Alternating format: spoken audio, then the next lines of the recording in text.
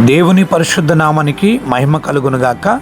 పరిశుద్ధ గ్రంథములో నుంచి ఉదయకాల సమయంలో దేవుని మాటను మరొకసారి ధ్యానం చేసుకుందాం.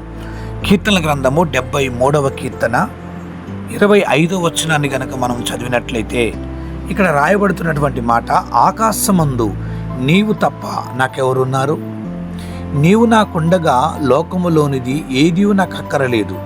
చూడండి, కీర్తనకారుడు ఎంచక్కటి మాట మాట్లాడుతున్నాడు. ఆకాశమందు నీవు తప్ప నాకెవరున్నారు.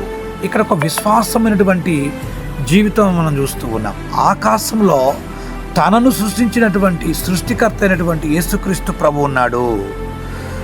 ఆయన నాకుండగా ఈ లోకంలో ఏది నాకు కావాలనుకొని, ఏది నాకు అవసరమో, ఏదైతే నన్ను పట్టి పీడిస్తుందో ఈ లోకంలో, ఈ లోకానికి దాసోహమై బానిసైపోయి ఈ లోక ఆశలు నాలో స్థిరత్వముగా ఉండిపోయినందున నేను సృష్టికర్తను తెలుసుకోలేకపోతున్నాను.